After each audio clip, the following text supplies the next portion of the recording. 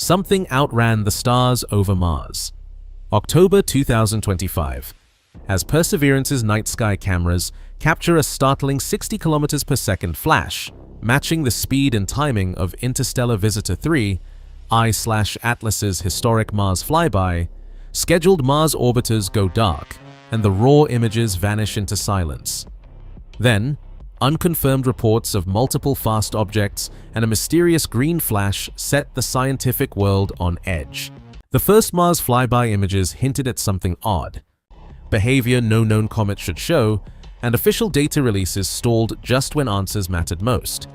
What happened in those missing frames, and could these clues rewrite what we know about interstellar visitors? October 2nd, 2025. Stefan Burns, a well-known figure in the world of amateur astronomy, posts a 9-minute night sky time-lapse from Perseverance's raw image archive. The sequence, stitched together from a run of consecutive frames, displays a single, razor-thin streak that cuts across the Martian starscape. The apparent velocity, 60 km per second, stands out immediately, far exceeding any known meteor, satellite, or cosmic ray artifact typically seen in Mars rover data. For comparison, NASA's Parker Solar Probe, the fastest human-made object, reaches 192 km per second only at perihelion, deep in the Sun's gravity well. Here, the streak holds a steady pace at Mars's distance, where such speeds are reserved for interstellar wanderers. Burns's methodology is methodical. He overlays the raw frames against a fixed star catalog, calibrates the plate scale using known star separations, and checks each timestamp for consistency. The streak's motion is measured relative to background stars, frame by frame, ruling out any fixed camera artifact or cosmic ray hit. Debugging frame dropouts and cross-checking with public star charts, he publishes the full stack and invites the community to replicate the finding or break it apart. The result is a viral surge. Tens of thousands download the frames, rerun the stacking, and debate whether the streak is real, an artifact, or something stranger. Burns's reputation for technical rigor and skepticism adds weight to his disclosure. He's quick to point out the need for external replication, urging others not to leap to extraordinary conclusions before the streak's origin is independently confirmed. The calculation is clear. If the measured 60 km per second holds up, the track matches the predicted sky motion of 3 I/Atlas, almost exactly. But the burden now shifts outward. The amateur community seizes the challenge. Can anyone else reproduce the anomaly, or will it dissolve under closer scrutiny? Online forums light up as soon as Burns's time-lapse goes public. Within hours, hundreds of independent analysts download the Perseverance frames, eager to reproduce or dismantle the 60 km per second streak. The debate quickly fragments. Some report success, stacking the frames with custom scripts they claim to spot not just the main track, but hints of secondary fast movers in the October 3rd data. Others, running alternative pipelines, see nothing but noise. Accusations of overfitting and artifact hunting fly back and forth. At 0003 UTC, a brief green flash appears in one group's animation. The pixel-level anomaly triggers a cascade of speculation. Is it a real emission event, or just a cosmic ray strike amplified by aggressive stacking? Rival teams dissect the color channels, arguing over calibration and filter settings. Some insist the green flash is chemically plausible, a cometary emission line perhaps. Detractors counter that Mars's thin atmosphere and the camera's sensor quirks make such flashes more likely to be digital ghosts than real phenomena. The lack of raw, unprocessed images only deepens the uncertainty. Without access to original FITS files and camera telemetry, every claim is provisional. Statistical tests for signal-to-noise ratio, frame-to-frame consistency, and cosmic ray rejection become battlegrounds. The absence of official data release, no rapid pipeline dump, no calibration scripts, fuels suspicion. Is this just the normal lag of moving target campaigns, or something more deliberate? The community's frustration grows. Some demand institutional arbitration, pushing for NASA or ESA to weigh in and settle the technical disputes. Others double down on open-source analysis, posting code and intermediate stacks in hopes of crowdsourced validation. The signal's reality hangs in limbo. its fate now tied to whether the upcoming Mars orbiter campaigns will deliver decisive, independently verifiable images. Mars, for a brief window in early October, became the solar system's best vantage point on an interstellar visitor. 3 orbiters, MRO with HiRISE, ESA's Trace Gas Orbiter carrying KSSIS, and Mars Express with HRSC were all tasked to catch 3I/ATLAS as it swept past at approximately 29 million kilometers. That's about 75 times the distance from Earth to the Moon, a gulf so vast that even the sharpest camera on Mars, HiRISE, would see the object as little more than a smudge. Its best-case resolution stretched to dozens of kilometers per pixel. HiRISE, designed to spot boulders on Martian slopes, had never been aimed at a target moving this quickly or this far. Its imaging sequences were reprogrammed for the flyby, using updated ephemeris data to point the narrow field of view ahead of the predicted path. Each exposure was a calculated gamble. Aim too early and the object would be out of frame, too late and it would vanish into the background stars. CAS-IS, built for color imaging and jet analysis, prepared a series of 4-band exposures, hoping to catch not just the nucleus, but any fragments or jets trailing behind. Mars Express's HRSC, with its wide swath and multi-band coverage, was assigned to scan for coarse structure. Could it distinguish a single nucleus from a cluster or spot a sunward jet against the glare? The campaign required meticulous coordination. Each orbiter's observation plan depended on precise predictions from JPL horizons, updated daily, as 3I/Atlas's trajectory refined. The spacecraft themselves had to slew off their usual nadir pointings, sometimes by several degrees, to track a moving speck against the deep sky. Onboard limitations meant there was no real-time tracking. Each image was a snapshot, banking on the accuracy of last-minute calculations. For objects at interplanetary distances, even a minor error in the ephemeris could mean a total miss. As the flyby approached, instrument teams juggled competing priorities, maximizing exposure time, minimizing cosmic ray contamination, and squeezing precious bandwidth for rapid downlink. Every frame would be scrutinized for hints of structure. Was 3I/ATLAS a single solid body, a loose cluster of fragments, or something stranger? At this range, only features tens of kilometers across could be resolved. Color bands, if captured, might reveal chemical fingerprints, broad green, blue, or red streaks hinting at exotic composition. The stakes were high. With Earth-based telescopes blinded by solar glare, Mars's orbiters held the only clear window. The expectation was simple. If anything odd happened, fragmentation, jets, companions, these images would be the first to show it. The entire campaign was a race against geometry, motion, and time. No raw images. That's the phrase echoing across every discussion as the days tick by after the Mars flyby. Normally, Mars orbiter data, especially from headline events, hits public archives within a few days of downlink, at least in uncalibrated form. This time, nothing. Not from HiRISE, not from CAS-IS, not even the routine quick-look frames from Mars Express. The silence is absolute, broken only by terse status updates hinting at ongoing calibration and quality assurance. Inside JPL, the imaging teams face a different kind of pressure. The challenge isn't just about bandwidth or bureaucratic delay. It's about the risk of releasing frames riddled with cosmic ray hits, uncorrected hot pixels, or misaligned stacks that could be mistaken for real fragments or jets. For a moving target like 3I/Atlas sweeping across the sky at 60 kilometers per second, standard pipelines break down. Flat fielding, geometric correction, and radiometric calibration all have to be reworked. Even the best cosmic ray rejection filters, tuned for slow-moving Martian landscapes, struggle to separate a genuine interstellar streak from a stray charged particle. JPL's imaging lead, speaking under the weight of public scrutiny, describes the process as a race against both error and expectation. Every frame must be checked for registration drift. Did the predicted ephemeris line up with the actual sky? Did a cosmic ray or solar particle leave a one-off streak that could be misread as a companion object? For this campaign, even the act of stacking images, a routine step, becomes a minefield. Misalign by a fraction and artifacts multiply. Stack too aggressively and faint real features could vanish.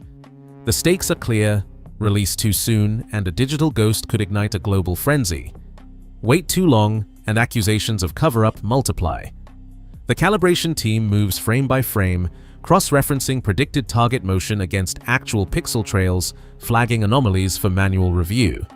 Every candidate fragment, every odd flash, gets logged, debated, and either cleared or escalated. No one at JPL claims the delay is satisfying. The reality is a bottleneck of caution, one that puts scientific integrity above speed, even as the world waits. The next release will have to answer more than just curiosity. It must settle, with evidence, whether Mars's cameras caught a single nucleus, a cluster of fragments, or something that demands a new kind of explanation. A comet's green glow seen from millions of kilometers away is usually an open and shut case. Dicarbon, or C2, emits a bright green signature when sunlight breaks its molecular bonds, a process so reliable that comet hunters use it as a chemical calling card. In the case of 3I/Atlas, the story gets tangled. Reports from the Mars Flyby window claim a fleeting green flash, captured at 00:03 UTC in some of the Perseverance frame stacks. The implication is simple. If the flash is real, it should mean dicarbon is present and active in the coma. But early, provisional spectra from Mars Express and TGO hint at the opposite. The expected C2 emission bands are weak or even missing, replaced by a volatile mix rich in carbon dioxide and depleted in classic carbon chains. In lab terms, a green flash without dicarbon is a contradiction. Standard cometary physics has no easy answer for a spectrum that glows green but lacks the Swan bands at 516 and 563 nanometers. If the color is genuine, it demands a new mechanism, or a new contaminant, at work. Spectroscopists trained to chase down false positives urge caution.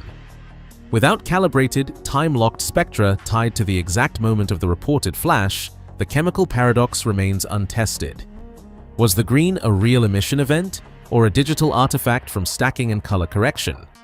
Until the raw Mars orbiter data drops, the only way to resolve the contradiction is with direct, instrument-verified spectra. The next round of releases will need to show, pixel by pixel, whether 3I/Atlas's chemistry can actually break the rules. Spectral data from the Mars campaign lands like a challenge to textbook comet science. Early reports from the Mars Express team highlight an emission fingerprint dominated by nickel, not iron, a reversal of what solar system comets display. Nickel lines, usually faint or drowned out by iron, now tower over the spectrum. Planetary chemists, combing through the ratios, note that nothing in the standard formation models predicts this order of abundance.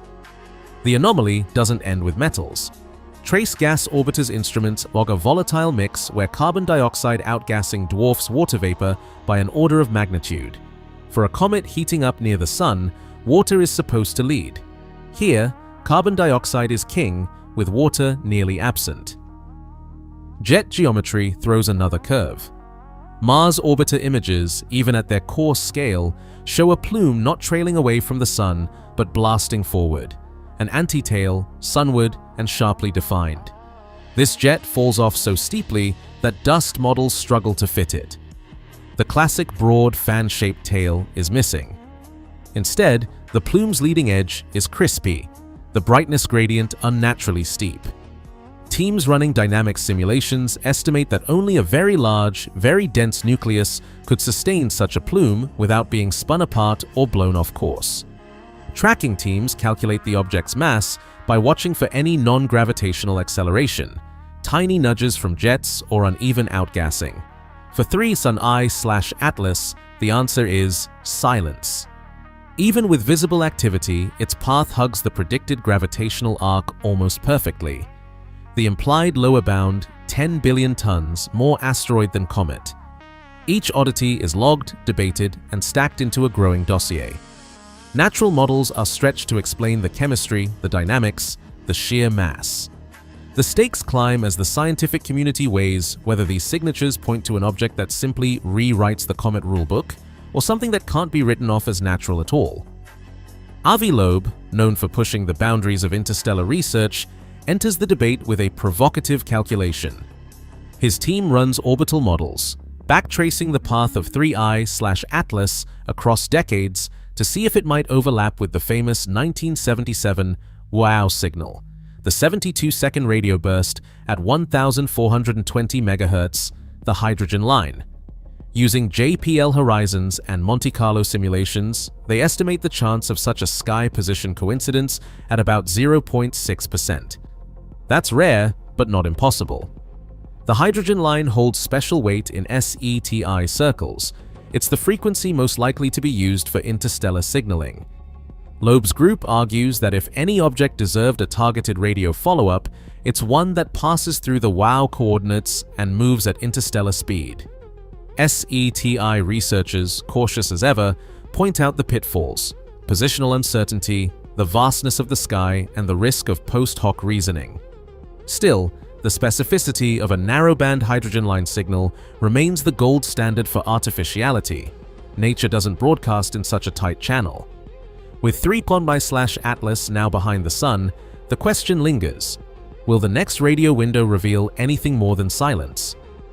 After October 29th, 3I/Atlas slips behind the sun, entering a blackout zone that blinds both Earth and Mars-based observers. For the next 5 weeks, no telescope can track its position, brightness, or evolving structure. This is not an unusual gap. Perihelion always brings a forced pause, dictated by the sun's glare and the hard limits of spacecraft safety protocols. Throughout November, planetary scientists, amateur astronomers, and techno-signature advocates all watch the calendar, waiting for early December when the object will finally reappear in the pre-dawn sky.